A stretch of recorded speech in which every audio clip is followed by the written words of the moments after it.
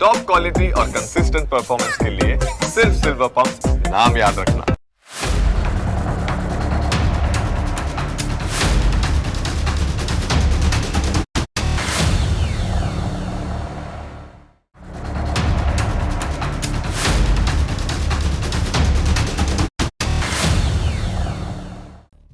ઇન્ડિયાની વીમાની સેવા હજી પણ ખોરવાઈ ગઈ છે, જેના લીધે એવિએશન સેક્ટર વિશે ચર્ચા થઈ રહી છે।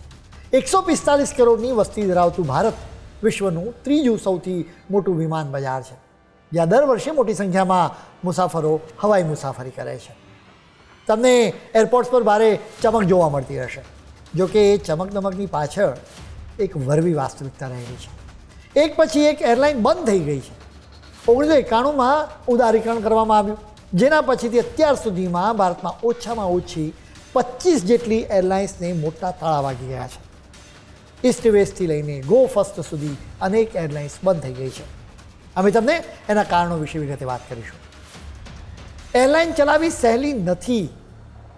જેમ તમારી કાર કે બાઇકમાં પેટ્રોલ જોઈએ, એ જ રીતે વિમાનો માટે એર ટર્બાઇન ફ્યુઅલની જરૂર પડે।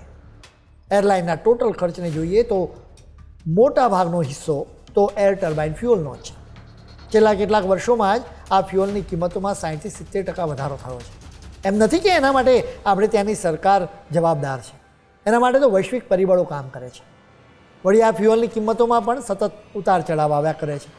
તમે સમજો કે કોઈ એરલાઇને ગણતરી કરી હોય કે આટલો ખર્ચો થશે, એટલે આટલી ટિકિટો રાખીશું તો આટલો પ્રોફિટ થશે।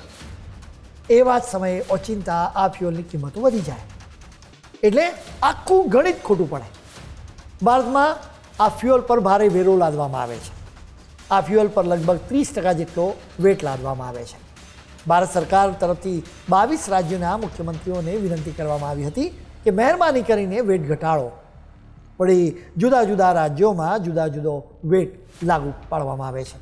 જેમ કે તમિલનાડુમાં તો 29% વેટ વસૂલવામાં આવે છે। હવે જ્યારે તમારે સમજવું પડશે કે ભારત 85% ફ્યુઅલ તો વિદેશોમાંથી આયાત કરે છે। સ્વાભાવિક રીતે એની કિંમતો પર તો ભારતનો કોઈ કંટ્રોલ હોતો નથી।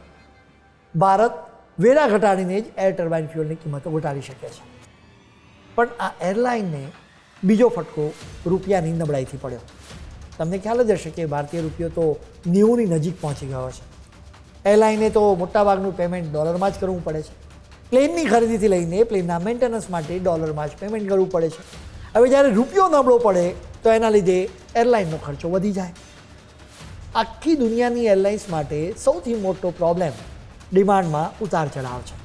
વર્ષે અમુક સમય એવો આવે છે કે જ્યારે હવાઈ મુસાફરી કરનારા લોકોની સંખ્યા સાવ ઘટી જાય છે। યુદ્ધ થાય કે મહામારી આવે તો સૌથી પહેલાં ફ્લાઇટને અસર થાય છે। ડિમાન્ડ ઘટી જાય તો તેની કમાણી ઘટી જાય। જોકે બીજી તરફ પાયલટને પગાર તો ચૂકવવો જ પડે, એટલે કે ખર્ચમાં કંઈ ઝાઝો ફરક પડતો નથી, પણ કમાણી ચોક્કસ ઘટી જાય। એવિએશન સેક્ટર ભલે દેખાવે ગ્લેમરસ દેખાય, પરંતુ એ ખૂબ જ મુશ્કેલ છે। વળી આ સેક્ટરમાં ખૂબ જ સ્પર્ધા પણ છે। ગ્રાહકો હંમેશા કિંમતો જોઈને જ બુકિંગ કરાવે છે। આ સ્પર્ધાને લીધે ભાવ પણ ઓછા જ રાખવા પડે, કેમ કે જો કિંમતો વધારવામાં આવે તો કુલ વેચાણ ઘટી જાય। આવા સંજોગોના કારણે જ ભારતમાં એક પછી એક એરલાઇન બંધ થઈ રહી છે। આવી જ કેટલીક એરલાઇન પર એક નજર કરવી જોઈએ। 1991 પહેલાં આકાશ પર માત્ર સરકારનો જ કંટ્રોલ હતો। એર ઇન્ડિયા લોકોને વિદેશોમાં મોકલતી હતી, બીજી તરફ ઇન્ડિયન એરલાઇન્સ દેશના લોકોને એક જગ્યાએથી બીજી જગ્યાએ દેશમાં પહોંચાડતી હતી। એ સમયે પ્રાઇવેટ કંપનીઓની એન્ટ્રી નહોતી મળી। એ પછી 1991માં ઉદારીકરણનો તબક્કો શરૂ થયો, નવી એરલાઇન્સ આવવા લાગી। વર્ષ 1992માં ઈસ્ટ વેસ્ટ એરલાઇન્સ દેશની પહેલી પ્રાઇવેટ એરલાઇન બની, જેના પછી જેટ, દમાનિયા, મોદીલુફ્ત અને એનઈપીસી આવી। આ તમામ પ્રાઇવેટ એરલાઇન્સ ઇન્ડિયન એરલાઇન્સને ટક્કર આપવા લાગી, જેના માટે તેઓ ખૂબ જ સારી સર્વિસ પૂરી પાડતા હતા। વળી ભાડા પણ ઓછા રાખતા હતા। જોકે થોડા વર્ષોમાં જ મોટાભાગની એરલાઇન ગાયબ થઈ ગઈ। ખાનગી એરલાઇન્સમાંથી સૌથી પહેલાં ઈસ્ટ વેસ્ટના જ વિમાનો ઉડ્યા હતા। વળી સૌથી પહેલાં આ જ એરલાઇન જમીનદોસ્ત પણ થઈ। કેરળના કોન્ટ્રાક્ટર થાકીઉદ્દીન વાહિદની કંપનીએ ઇન્ડિયન એરલાઇન્સ કરતાં પણ ઓછા ભાડા રાખ્યા હતા। એની આર્થિક હાલત એના લીધે જ ખરાબ થઈ। 1995 સુધીમાં તો બેન્કે એને લોન જ આપવાનું બંધ કરી દીધું। 13મી નવેમ્બર 1995ના દિવસે વાહિદને ગોળી મારવામાં આવી હતી। ઓગસ્ટ 1996 સુધીમાં આ એરલાઇન સંપૂર્ણપણે બંધ થઈ ગઈ હતી. ઈસ્ટ વેસ્ટ કરતાં દમાની એરલાઇને અલગ રીત અપનાવી હતી. એની ફ્લાઇટ્સ બોમ્બેથી ગોવા અને બોમ્બેથી પુણે જેવા ટૂંકા રૂટ પર ચાલતી હતી. વળી પેસેન્જરને ગરમ ખાવાનું પણ આપવામાં આવતું હતું, જોકે ભાડામાંથી ખર્ચો નીકળ્યો જ નહીં. એટલે જ 1997માં આ એરલાઇને પોતાના વિમાન સહારાને આપી દીધા. ચૂપચાપ એ એરલાઇન બંધ થઈ ગઈ. આ બંને એરલાઇન 4 વર્ષ પણ ચાલી નહોતી શકી. એ જ સમયે NEPX અને મોદી લુફ્તે પણ પેસેન્જર્સને આકર્ષવા માટે એકદમ ભાડા ઘટાડી દીધા હતા. પેસેન્જર્સ આવ્યા પણ પ્રોફિટ ન થયો. વર્ષ 1993માં એર સહારા લોન્ચ થઈ હતી, જે એ સમયે સૌથી મહત્વાકાંક્ષી એરલાઇન હતી. એમ લાગતું હતું કે માર્કેટ પર આ જ એરલાઇનનો કંટ્રોલ થઈ જશે, કેમ કે આ એરલાઇને ભાડા પણ સાવ ઘટાડી દીધા હતા. માર્કેટમાં ખળભળાટ મચી ગયો હતો. એ પછી વર્ષ 1997-98માં ડોલરની સામે ભારતીય રૂપિયો સાવ ગગડી ગયો, જેની સીધી અસર સહારા પર પડી, કેમ કે એણે બોઈંગના નવા વિમાનો લીઝ પર લીધા હતા. રૂપિયો ગગડવાના લીધે સહારાએ લીઝનું ભાડું વધારે ચૂકવવાનું થયું, જેના લીધે સહારાને દર મહિને નુકસાન વધવા જ લાગ્યું. સહારાએ 1998માં જેટ એરવેઝને 49% હિસ્સો વેચી દીધો હતો. એ પછી 2007માં આખી એરલાઇન જ વેચી દેવી પડી, જેનું નામ પડી ગયું જેટલાઇટ. વર્ષ 2019માં જેટ એરવેઝ પર ફૂલ સ્ટોપ મુકાયો, ત્યારે એની સાથે જ જેટલાઇટ પણ દફનાઈ ગઈ. વર્ષ 1993માં મોદી રબરવાળા મોદી પરિવાર અને જર્મન દિગ્ગજ લુફ્તાન્સાએ મળીને મોદી લુફ્ત એરલાઇન શરૂ કરી હતી. 3 વર્ષમાં જ આ બંને ગ્રુપની વચ્ચે બબાલ થઈ. રૂપિયાના ઉપયોગને લઈને ભયાનક લડાઈ થઈ. 1996માં લુફ્તાન્સા એક જ રાતમાં પોતાના તમામ વિમાનોને પાછા લઈ લીધા હતા. બીજા જ અઠવાડિયામાં ડિરેક્ટરેટ જનરલ ઓફ સિવિલ એવિએશને લાયસન્સ સસ્પેન્ડ પણ કરી દીધું હતું. વર્ષ 2003માં એર ડેક્કને ટ્રેન કરતાં એ ભાડું સસ્તું કર્યું હતું.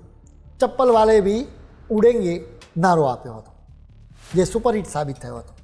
સ્પાઇસજેટ અને ઇન્ડિગો પણ એની પાછળ આવ્યા. કિંગફિશરે ડેક્કનને ખરીદી લીધી. વિજય માલ્યા લક્ઝરીમાં ડૂબી ગયા.